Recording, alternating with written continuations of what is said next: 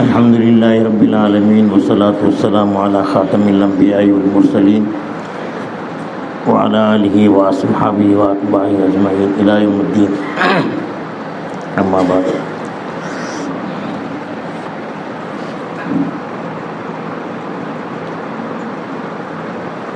سب سے پہلے میں اللہ کا شکر ادا کرتا ہوں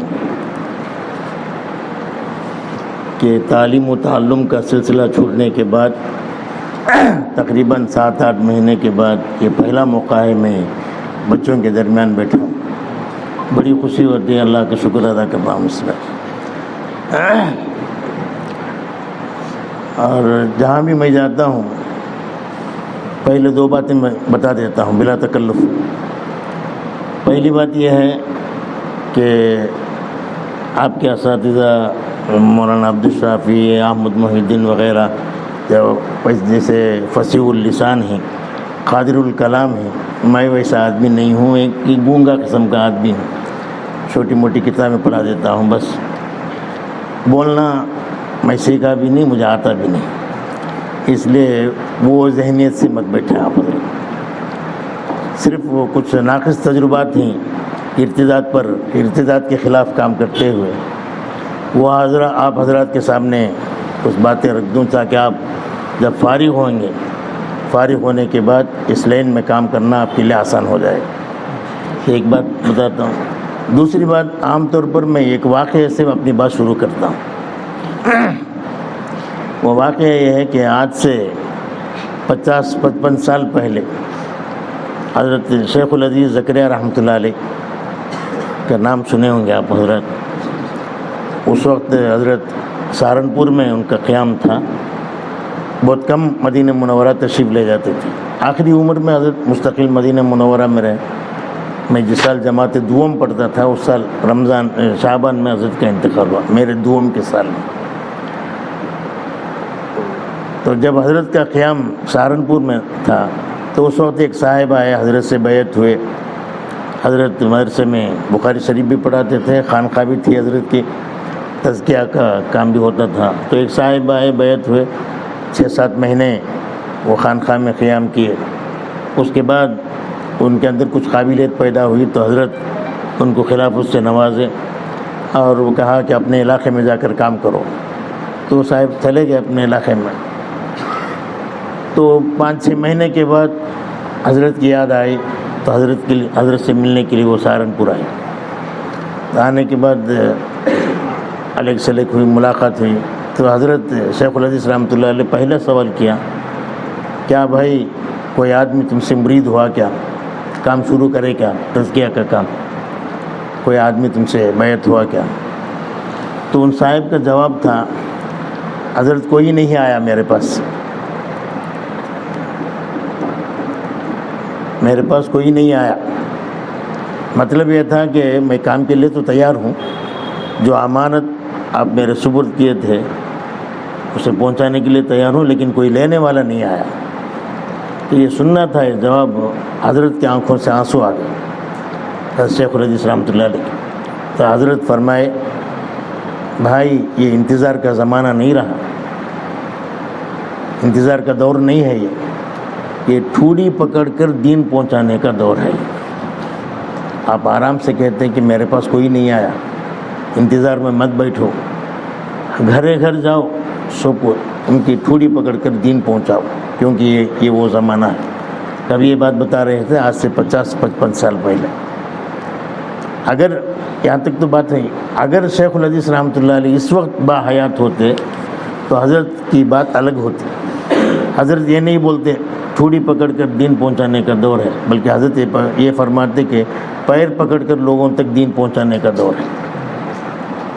ویسے دور پر ہم اور آپ گزر رہے ہیں، بہت خطرناک دور ہے اسلام کے اندر، خاص طور پر جو ہم لوگوں کے پر جو زمانہ آیا ہے بہت خطرناک زمانہ آیا۔ تو پہلے ہم سنتے تھے فلاں آدمی عیسائی مذہب کو اختیار کر لیا، فلاں آدمی قادیانی ہو گیا، فلاں یہ ہو گیا۔ اب تو بعض علاقوں سے ایسی معتبر خبر آ رہی ہیں، پھر بھی میں کہتا ہوں اللہ وہ خبر جھوٹی ہے۔ بڑے بڑے علماء عیسائیت مذہب کو قبول کریں، ارتداد کا ایک سیلاب ہے۔ معمولی نہیں ہے. ہر طرف فتنے ہی فتنے، جدھر سر اٹھاؤ فتنے.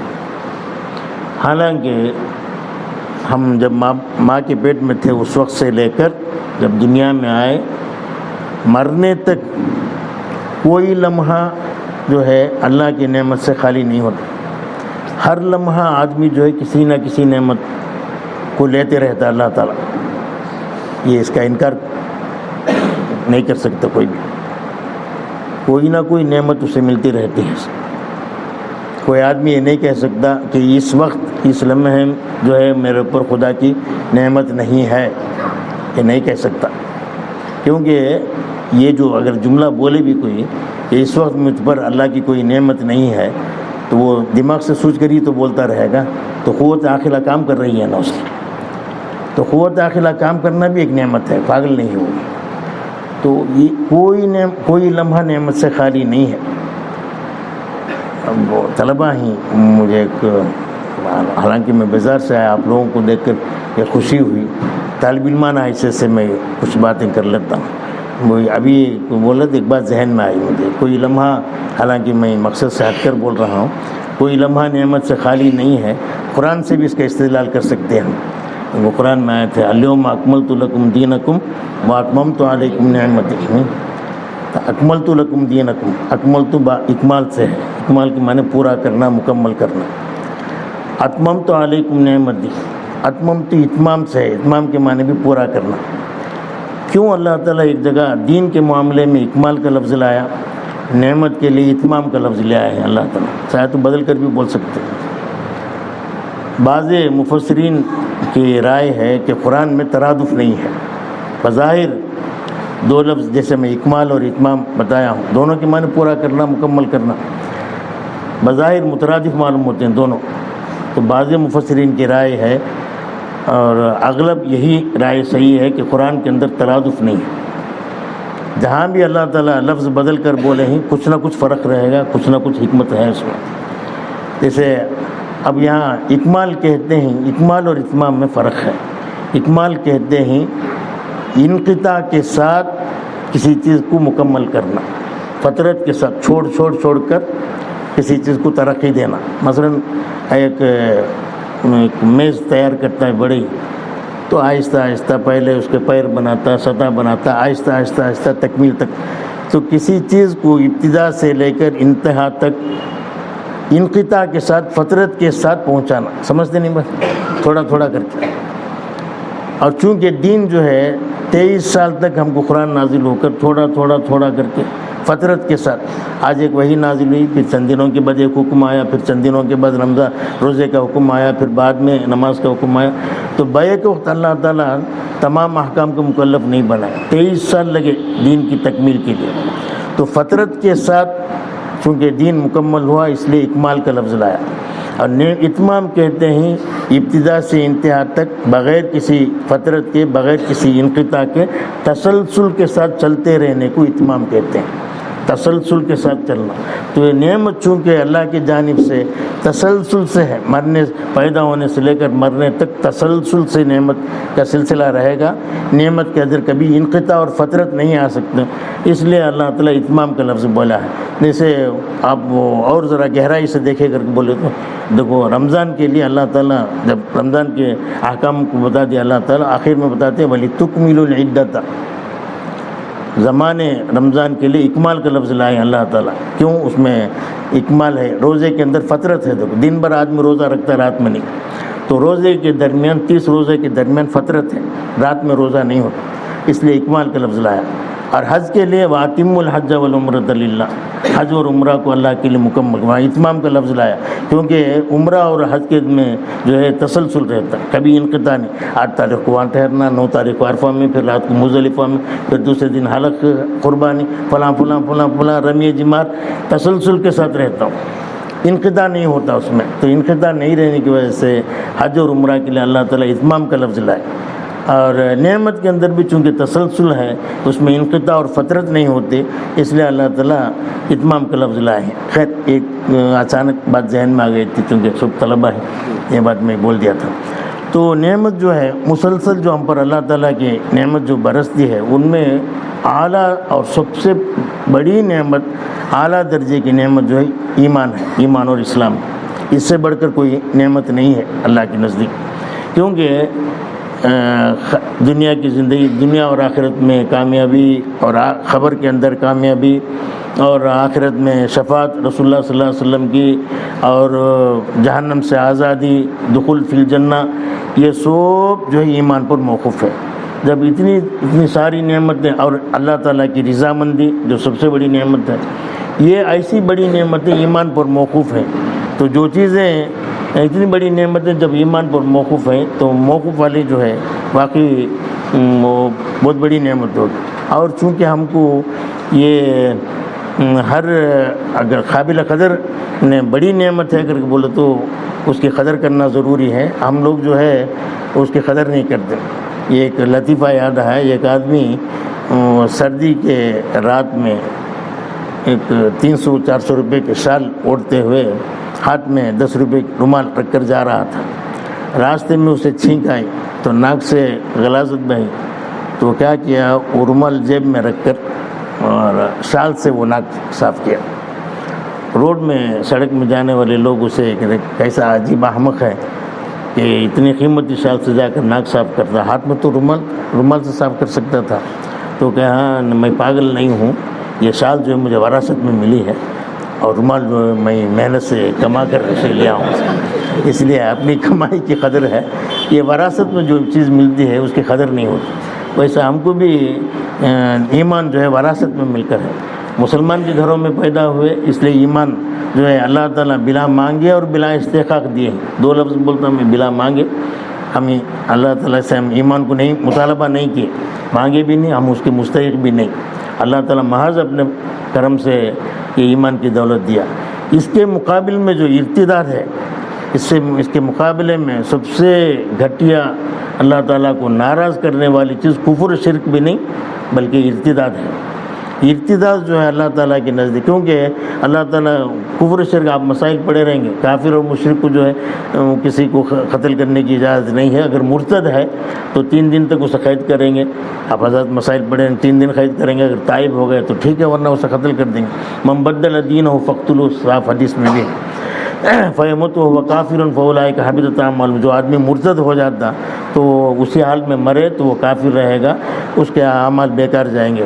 تو ارتداد جو ہے سب سے ناراض کرنے والی چیز ہے۔ آج وہ ارتداد جو ہے بہت آسانی سے ہم لوگوں کے اندر نام بدل کر ہے، کوئی قادیانی، کسی باطل کا نام قادیانی ہے، کسی کا نام انکار حدیث ہے، کسی کا نام گوہر شاہی ہے، کسی کا نام فیاض ہے۔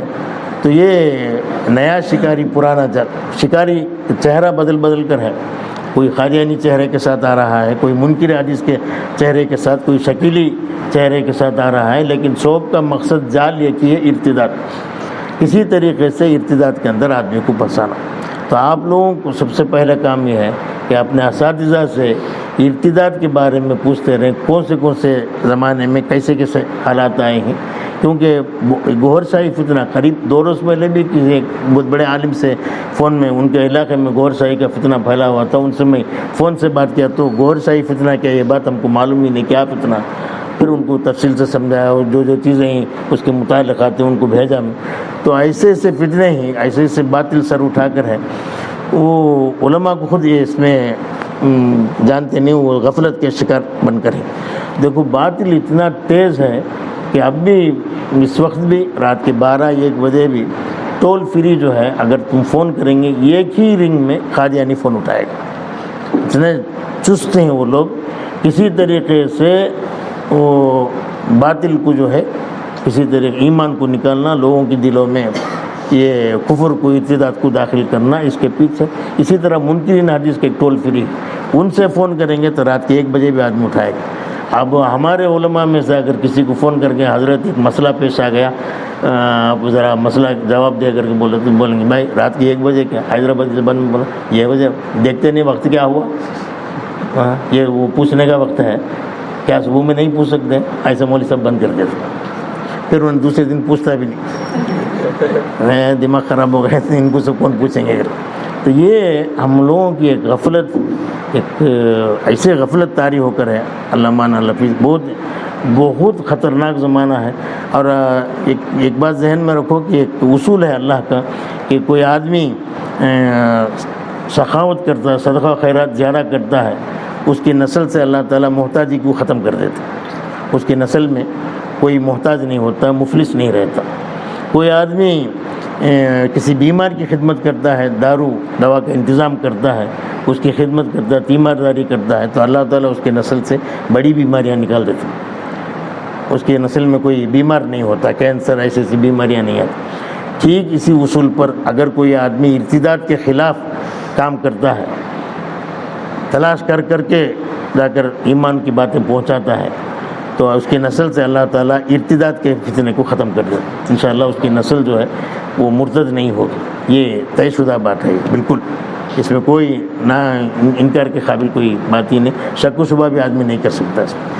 تو آپ حضرات سے درخواست ہے, جب فارغ ہوں گے تو باقاعدہ اس میں ارتداد کی بنیادی وجہ سمجھ لو کہ آدمی ارتداد کہتے ہیں لغت میں اگر دیکھیں تو ارتداد کے معنی پھر جانا, لوٹ جانا.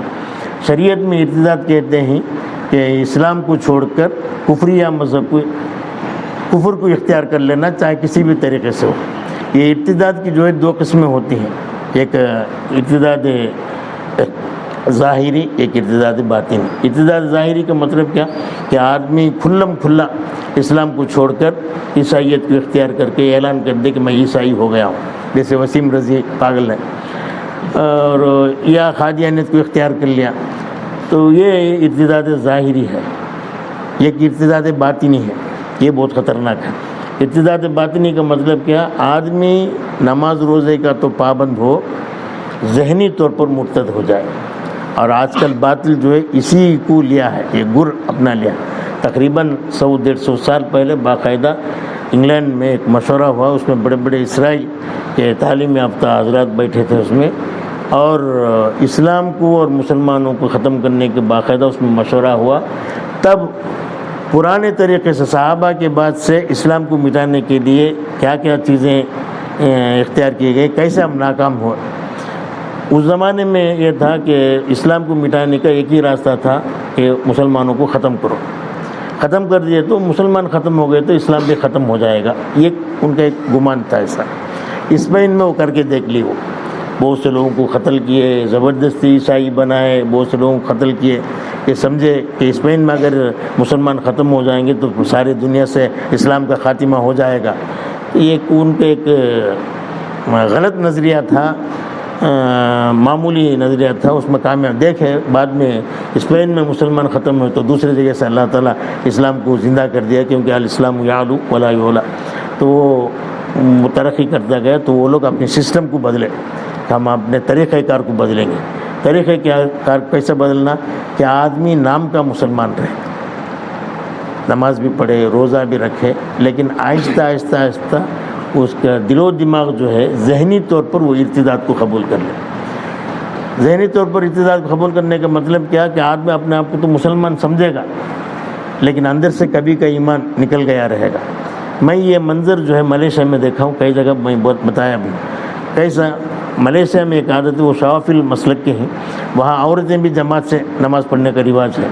مسجد میں اگر 10 صف ہیں تو 8 صف مردوں کے رہیں گے, اس کا 9ویں صف میں باقاعدہ ایک دروازہ رہے گا, ایک تختہ رہے گا آڑ میں. عورتیں ادھر سے آئیں گے, وضو کر کے نماز پڑھ کر جائیں گے. تو مسجد میں آنے تک کوئی آدمی معلوم ہی نہیں کر سکتا کہ یہ عیسائی عورت ہے یا مسلمان عورت ہے یا بدھ مذہب کی ہے یا چائنیز ہے, کوئی معلوم نہیں کر سکتا. کیونکہ آف نکر کے ساتھ ایک دم اریاں لباس میں, اریاں کا لفظ بھی بیکار ہے اس کے سامنے, اتنے گندے لباس میں پاپ کٹنگ کے ساتھ مسجد کے اندر آئے گی. تبھی سمجھ میں آئے گا کہ یہ مسلمان عورت ہے یا مسلمان لڑکی ہے. آنے کے بعد جیسے یہاں ہماری مسجدوں میں ٹوپیاں رکھے رہتے ہیں ٹوکرے میں, آتا آدمی وضو کرتا ہے, وہ ٹوپی پہن کر نماز پڑھتا ہے, پھر ٹوپی واپس رکھ کر چلے جاتا. اسی طرح وہاں دروازے میں بڑے بڑے برقعے لٹکے ہوئے رہتے. تو وہ عورت آتی ہے, وضو کرتی ہے, وہ برقع پہنتے ہیں, نماز پڑھتے ہیں, پھر نکال کر چلے جاتے. اسے کہتے ہیں ذہنی ارتداد. ان لوگوں کے ذہن میں کیا ہے, صرف چند رکعت پڑھ لینا, رمضان کا مہینہ آ گیا تو کچھ صدقہ زکوٰۃ دے دینا, خیرات کر دینا, روزہ رکھ دینا, یہی ایمان اسلام ہے. اسی کو اسلام سمجھتے ہیں. تو جو عورت جو لڑکی بازار میں نیم موریاں گھومتی ہے اس کے گھر میں اسلامی معاشرہ کہاں رہے گا؟ اور باطل یہی چاہتا ہے کہ آدمی نام عبد الرحمن رہے، عبداللہ رہے، نماز بھی پڑھتا رہے، لیکن آہستہ آہستہ آہستہ آہستہ اس کے دل و دماغ سے ایمان نکل جائے، اور ایسا نکلے کہ وہ خود اسے پتہ نہ چلے. جسے اللہ تعالیٰ بھی کیا سب سے زیادہ اعمال کے اعتبار سے خسارے میں رہنے والے کون ہیں؟ تو کفر شرک کرنے والے کر کے اللہ نہیں بتایا، الذین ضل سعیہم فی الحیات الدنیا، وہ لوگ جن کی کوششیں دنیاوی زندگی میں عکارت گئی، وہم یحسبون انہم یحسنون صنعا، یہ ذہنی ارتداد ہے.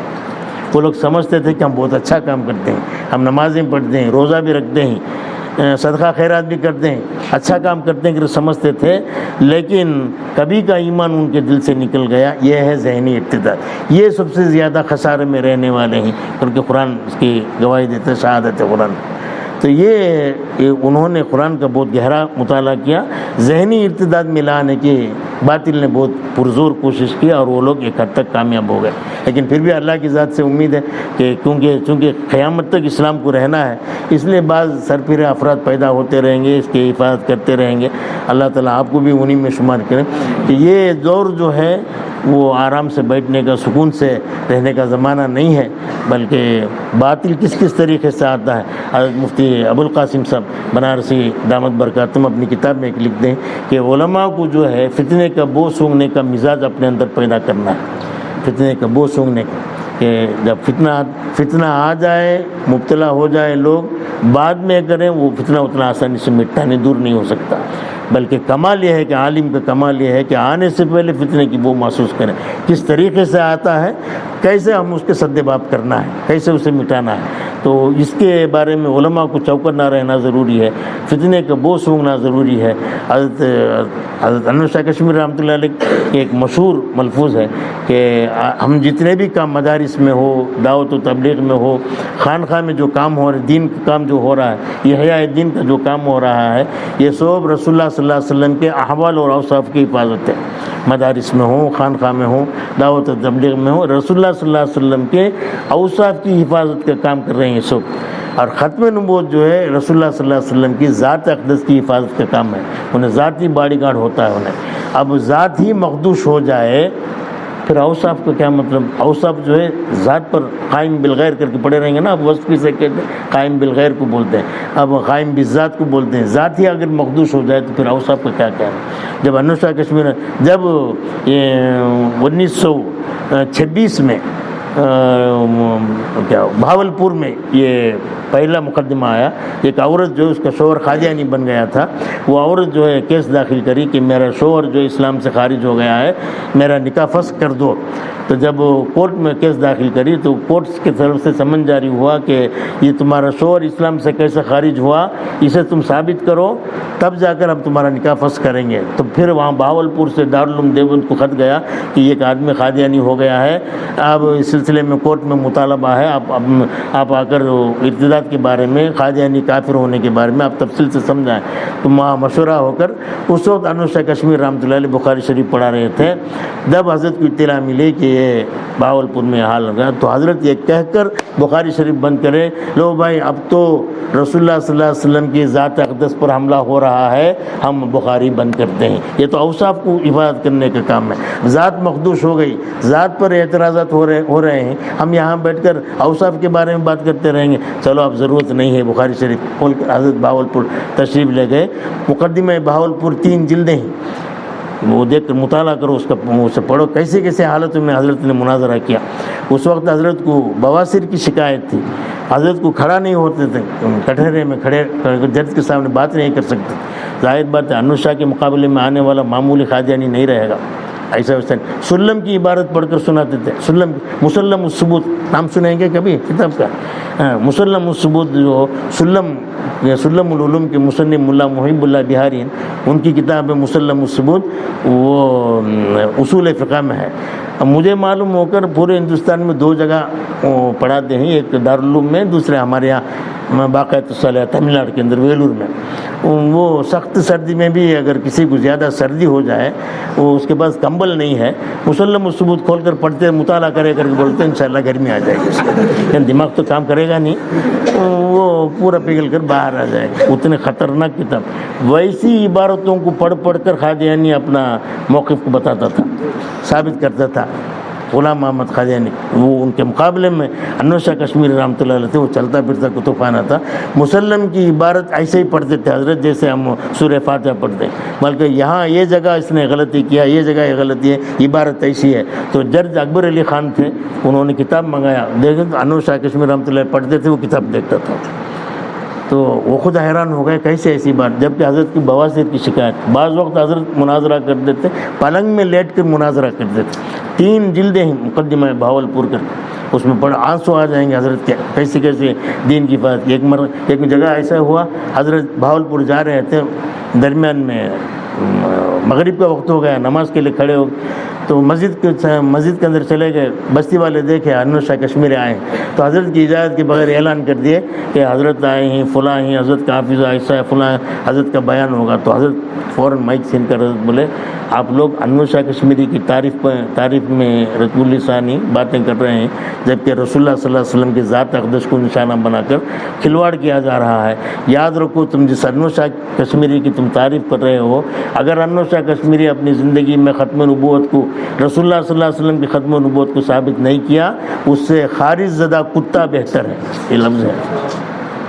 تو ویسے محنتیں کر کے ہمارے اکابر جو دین کی حفاظت کی ہیں، تو ہم ان کے وارث ہیں، ان کے نام لیتے ہیں۔ باقاعدہ جب مکمل بحث ہو گئی کورٹ میں، اس کے بعد فیصلہ نہیں ہوا، حضرت کی بیماری بہت بڑھ گئی، حضرت کو اندازہ ہو گیا میں فیصلے سے پہلے میں فیصلہ آنے تک میں زندہ نہیں رہوں گا۔ باقاعدہ علماء کا وفد، اپنے شاگردوں کے وفد لے کر بتایا کہ جب فیصلہ ہو جائے تو وہ فیصلے کی خوشخبری میرے خبر میں آ کر سنانا۔ تو ویسے ہی ہوا، حضرت کا انتقال ہوا۔ اس کے بعد میں جج اکبر علی خان جو ہے قادیانی کے کافر ہونے کا فیصلہ کیا، اس عورت کے نکاح کو فسخ ہونے کا اس نے فیصلہ کیا۔ تو یہ علماء کا ایک وفد جو ہے انور شاہ کشمیری رحمۃ اللہ علیہ کی خبر پر آ کر، حضرت خوش ہو جاؤ، آپ کے مطابق فیصلہ ختم نبوت کو ثابت کر دیے، قادیانی کے مرتد ہونے کا، کافر ہونے کا فیصلہ جج اکبر علی خان فیصلہ کر دیے ہیں۔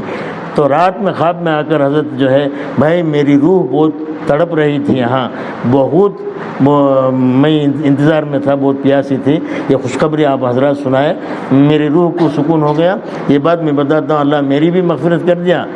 جس وقت جج اکبر علی خان قلم سے جج لکھ رہے تھے قادیانی مرتد ہے، اسی وقت ان کی بھی مغفرت کر دیا اللہ تعالیٰ۔ تو ایسے یہ ایک فیصلے پر ایک جج کے خوشخبری حضرت انور شاہ کشمیری دیے ہیں۔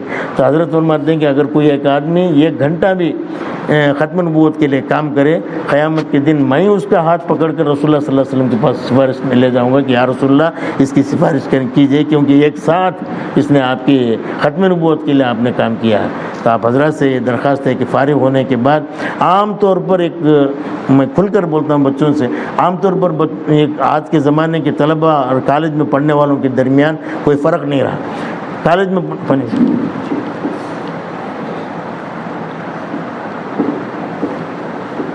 میں پڑھنے والے طلباء کا پورا مطمع نظر، پورا نشانہ ٹارگٹ جو ہے جاب، کام ملنا، اچھی تنخواہ، آرام کی زندگی ہونا، فلاں ہونا۔ خیر وہ تو کالج کے طلباء ہی پڑھتے ہیں، اسی لیے لاکھوں فیس بن کر پڑھتے ہیں، دنیا ان کے مطمع نظر ہے، صحیح بات ہے۔ آج کل اللہ معاف کرے طلباء کا ایک مزاج بھی یہ بھی ہو گیا کہ فارغ ہوتے ہی ایک اچھی جگہ امامت سمجھ میں، مسجد میں امامت ہوتی، اچھی جگہ امامت کیا ہوتی، مجھے یہ اچھی جگہ کا لفظ آج تک میں سمجھا نہیں، تو شاید اتنا پڑھا لکھا نہیں ہوئے، وہ اگر درخواست بھی کرتے کسی اچھی جگہ امامت رہے تو، اچھی جگہ اگر پڑھانے کا موقع تو میں پوچھتا ہوں پہلے اچھی جگہ کا مطلب کیا؟ مسجد میں امامت ہوتی، اب اچھی جگہ، اس میں مسجد اچھی جگہ ہے دنیا بازار کے مقابلے میں، حضور صلی اللہ علیہ وسلم فرمائے ہیں سب سے پسندیدہ جگہ مسجد ہے اور سب سے ناپسندیدہ جگہ اللہ کو بازار ہے کرتا ہے۔ اس میں بھی اچھی جگہ کہاں سے جا کر تلاش کرنا، کیا مطلب ہے اچھی جگہ کے؟ کر کے وہ کھوٹ معلوم ہوتا. تو طلباء کا ذہن ایسا بن گیا. آپ حضرات کر بولتے طلباء کا ذہن بولے محملہ ہے, اور محملہ تو تلازم الجزیہ آپ لوگ شرح تہذیب وغیرہ میں پڑھے رہیں گے. محملہ کے اندر جزیہ ہی ہے, وہ قاعدہ کلیہ نہیں رہتا ہو. تو اس لیے میں طلباء کر کے بولتا ہوں, پورے طلباء کر کے نہیں بولا. تو ایک طلباء کا ایک ذہن رہتا کہ اچھی جگہ امامت ہو, فلاں ہو, گاڑی ہو, یہ ہو یہ ہو. وہ شہروں میں رہنے کا عام طور پر ایک مزاج رہتا, کیونکہ حالانکہ اصول یہ ہے, ہمارے اکابر حضرات بتاتے ہیں دنیاوی نعمتوں کے اندر اپنے سے نیچے والے کو دیکھنا ہے, تب ہمارے اندر شکر کا مزاج پیدا ہوگا. کوئی آدمی سائیکل پر جاتا ہے تو اگر وہ موٹر سائیکل والے کو دیکھے گا تو ناشکر, اس کے پاس گاڑی ہے, ہم کو سائیکل میں چلنا پڑتا, ناشکری پیدا. وہ چلنے والے کو دیکھنا, اس سے تو میں بہتر ہوں, اللہ تعالیٰ مجھے سائیکل کی نعمت دیا ہے, اسے تو میں بہتر ہوں. اسی طرح ٹو ویلر والا جو ہے کار والے کو دیکھے تو ناشکری پیدا ہوگی اس کے اندر, وہ سائیکل والے کو دیکھنا, اس سے تو میں بہتر ہوں. ویسا ہر ادنا آدمی اپنے سے نیچے والے کو دیکھے, دنیاوی اعتبار سے, دین کے اعتبار سے اپنے اعلیٰ کو دیکھے. اور طلباء کا ایک مزاج کیا ہو گیا, اپنے سے اعلیٰ کو دیکھتے ہیں, اسی سے نیت ہی میں ٹھوکر کھا لیتے ہیں کہ کسی اچھی جگہ پھر ان کو دین کا کام کرنا, یہ کرنا, وہ کرنا, لوگوں کی حفاظت کرنا, یہ مزاج پیدا نہیں ہوتا. ہمیشہ وہی سوچ, کہاں تنخواہ, یہ جگہ امامت کرتے. ہمارے حضرت میرے استاد حضرت مولانا بشیر احمد صاحب رحمۃ اللہ علیہ میرے حفظ کے استاد ہیں, انتقال ہو گئے, تو زبردست ولایت کے مقام پر پہنچے تھے. تو ہمارے ایک ساتھی حضرت سے درخواست کیے, وہ امامت میں تھے, ایک جگہ امامت کر رہے تھے. تو حضرت سے آ کر بجا, حضرت میں اس جگہ امامت میں ہوں, فلاں جگہ سے امامت کے لیے مجھے بلا رہے ہیں اور وہاں تنخواہ زیادہ بھی ہے, میں جاؤں کیا؟ تو حضرت پوچھے یہاں جس مسجد میں رہتے ہیں, جہاں امامت کرتے ہیں, وہاں جو تنخواہ ملتی ہے وہ تمہارے لیے کافی ہے یا نہیں؟ میرے لیے کافی ہے, پھر تم اس کے وہاں اسے چھوڑ کر وہاں جانا یہ دنیا طلبی ہے, مت جاؤ کر کے بولے. تو یہ ہمارے اندر یہ سوچ پیدا کرنا ہے کہ یہ کالج کے مزاج ہمارے ذہنوں میں نہیں رہنا ہے. طلبہ رسول اللہ صلی اللہ علیہ وسلم کیسے کیسے قربانیاں دے کر ہم تک, صحابہ بھی رسول اللہ صلی اللہ علیہ وسلم دین کو پہنچائیں. پیٹ میں پتھر باندھ کر رسول اللہ صلی اللہ علیہ وسلم دیں. وہ غزوہ احزاب میں آپ حضرات پڑھے رہیں گے کہ وہ عرب میں ایک پتھر رہتا ہے, وہ پتھر کی خاصیت جو ہے بھوک کی گرمی کو کھینچ لیتا ہے. پیٹ پر اگر بھوکا آدمی اگر پیٹ پر باندھے تو بھوک کی گرمی کو لے لیتا ہے, بھوک کا احساس نہیں رہتا. تو غزوہ احزاب میں جب وہ دھوپ میں وہ خندق کھود رہے تھے تو صحابہ جا کر فکشفنا بدوننا عن حجر حجر, حدیث میں آتا ہے تو ہم اپنے پیٹ سے کپڑا اٹھا کر رسول اللہ صلی اللہ علیہ وسلم کو بتائے, ایک ایک پتھر ہمارا بندھا ہوا تھا. تو رسول اللہ صلی اللہ علیہ وسلم فکشف رسول اللہ صلی اللہ علیہ وسلم بطنہ عن حجرین, رسول اللہ صلی اللہ علیہ وسلم اپنا لباس اٹھا کر بتائے 2 پتھر بندھے ہوئے تھے. کیا مطلب تھا کہ میں تمہارے سے زیادہ میں بھوکا ہوں.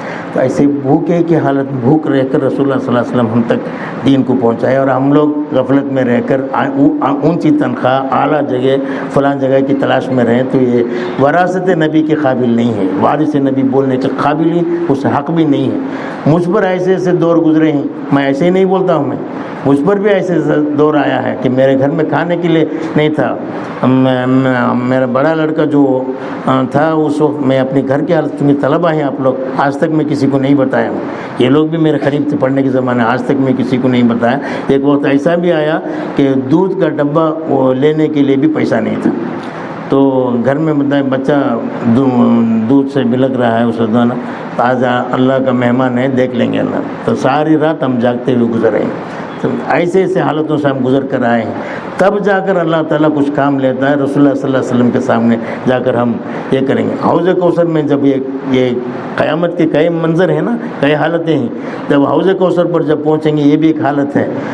اور وہ اگر جا کر یا رسول اللہ میں پیاسا ہوں, مجھے پانی پلائیے, میں آپ کا امتی ہوں, تب حضور اگر ہم سے یہ سوال کر لیں کہ میرے ختم نبوت سے میرے سے کھلواڑ کیا جا رہا تھا, میری عظمت پر لوگ تانا تشنی, مجھے گالی دشنام ترازی سے کام لے رہے تھے, اس وقت میں یاد آیا نہیں, آج میرے پاس آئے. اگر رسول اللہ صلی اللہ علیہ وسلم اللہ حفاظت کرے پوچھ لے تو یقیناً ہمارے پاس جواب نہیں, کسی کے پاس بھی جواب نہیں. دیکھو بھائی, حضور کا جو ہے وہ جوا کھیلتے نمان پتہ, وہ آخری پتہ پھینکیں گا, وہ اس میں جیت اور ہار کا فیصلہ ہوتا. تو رسول اللہ صلی اللہ علیہ وسلم میں ہمارا آخری پتہ ہی ہے. یہ پتا گر گیا بس ہماری کوئی قطب کام نہیں آئے گا، ولایت کے اونچے مقام پر رہنے والا کوئی کام نہیں آئے گا. اگر کام آئے گی تو ذات رسول اللہ صلی اللہ علیہ وسلم کی ذات اقدس کام آئے گی. اگر وہ پتا بھی ہم پر اعتراض کر کے قبر میں ما تقول عن ھذا الرجل، اس آدمی کے بارے میں تمہارا کیا خیال ہے، حضور وہاں ہم سے پوچھ دیتے ہو کہ اب آیا ہے میرے سے کھلواڑ کیا جا رہا تھا، ختم نبوت کو فٹ بال بنا کر کھیل رہے تھے اور تم لوگ اپنی دنیا بنانے کی فکر میں تھے، آج آئے ہیں میرے پاس. اگر حضور ہم سے یہ سوال کر دے تو ہمارے پاس کوئی جواب نہیں ہے. تو بہتر یہ ہے کہ رسول اللہ صلی اللہ علیہ وسلم کے شفاعتی لأہل الکبائر کر کے حضور بولیں، کبیرہ گناہ کرنے والوں کے لیے بھی میری شفاعت ہے کر کے بولیں، اس سے کوئی انکار نہیں ہے. رسول اللہ صلی اللہ علیہ وسلم کے احسان ہر ایک پر ہے، ہر پہلو پر ہے، ہر موڑ سے ہر آدمی پر حضور کے احسانات ہیں. اگر وہ گنائیں تو رات گزر جائے گی، ہم وہ احسانات حضور کے احسانات ہم گنا نہیں سکتے. تو وہ ویسی ذات اقدس کے لیے اگر ہم تھوڑی دیر وقت نکال کر سوچ کر اپنا مستقبل میں ایک لائحہ عمل تیار کریں، اب طلبہ تیار ہو جائیں، اگر علماء متحد ہو جائیں، اکٹھے ہو جائیں تو کیسے باطل کا بھی جو ہے مقابلہ کر سکتے ہیں. اگر آپس میں اتحاد نہ ہو، معمولی فروعی مسائل میں اختلاف ہو تو فلاں میں عام طور پر ایک مسئلہ بھی بتاتا ہوں. مثلا مولوی عبداللہ ہیں اور ہمارا عبدالشافی ہیں، ان کے درمیان کسی مسئلے میں اختلاف ہو گیا. یہ اختلاف جو ہے وہ شروع زمانے سے قیامت تک علماء کے درمیان اختلاف رہے گا ہی، اسے مفر نہیں ہے. اگر کسی مسئلے میں عبدالشافی اور مولوی دونوں مفتیان ہیں، دونوں کے درمیان اختلاف ہو گیا، اب اتفاق ایسا ہوا کہ عبدالشافی جو ہے ختم نبوت کے سلسلے میں یا ارتداد کے سلسلے میں کسی بھی حیثیت سے علماء کی مجلس جمائے، مشورہ کے لیے بلائے. اگر عبداللہ وہاں نہیں پہنچے، اس بنیاد پر نہیں پہنچے کہ میرے نظریاتی اعتبار سے عبدالشافی سے مجھے اختلاف ہے، میں کیوں جاؤں کر کے بولے تو یہ کفر کا اندیشہ ہے. کیونکہ اپنے اختلاف کو رسول اللہ صلی اللہ علیہ وسلم کی ختم نبوت کے مقابلے میں فضیلت دیا. اب اسے افضل سمجھا اپنے اختلاف کو، حضور کی حیثیت نہیں تھی اس کے نزدیک، تو یہ آہستہ آہستہ کفر تک پہنچا دے گا. اس لیے جو اختلافات ہیں آئندہ چل کر بھی ہو یا اب ہو، یہ سب ختم کر کے وہ نظریاتی اختلاف اپنے حد تک رکھ کر، اگر رسول اللہ صلی اللہ علیہ وسلم کی ذات اقدس پر کوئی حملہ ہو رہا ہے قادیانی اعتبار سے یا انکار حدیث کے اعتبار سے یا گستاخی کہ کسی بھی پہلو سے حضور کی شان میں اگر حملہ ہو رہا ہے، آپ کی شان میں گستاخیاں کی جا رہی ہیں، تو آپ لوگ اکٹھے ہو کر کام کرنا ہے. میں آپ حضرات کے فراغت کیا اور کام میں لگنے کا میں انتظار کرتا ہوں. انتظار بولتے کسے بولتے معلوم کیا؟ انتظار بہت سے الفاظ ہم استعمال کرتے ہیں، اس کا مطلب بھی معلوم نہیں ہوتا. ایسے ہی دنیا میں بول چلتے ہیں، انتظار بولتے بچے ہی نہ ہو، اس لیے ہم موڈ آ گیا. انتظار کہتے ہیں آرزو اور حصول آرزو کے درمیان فاصلہ.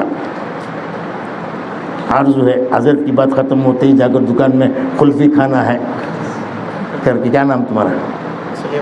سلیمان کو خواہش ہوئی حضرت کی بات ختم ہوتے ہی میں جا کر کلفی کھانا ہے، یہ آرزو ہے. ابھی کلفی ہاتھ کو نہیں آ کر ہے نا، جائیں گے، بات ختم ہوگی، دعا ہوگی، اس کے بعد جائیں گے جا کر کلفی دکان میں، وہ دکان کھلی رہنا، اس کے بعد لینا، ہاتھ میں آنے کے بعد یہ حصول ہے آرزو ہے. تو اس کے درمیان جو وقت گزرا ہے وہ انتظار ہے، اس کا نام انتظار. آرزو اور حصول آرزو کو کے درمیان جو فاصلہ ہے اس فاصلے کو انتظار کہتے ہیں. تو آپ کے فراغت کے اور ختم نبوت کے کام میں لگنے کا میں انتظار میں ہوں.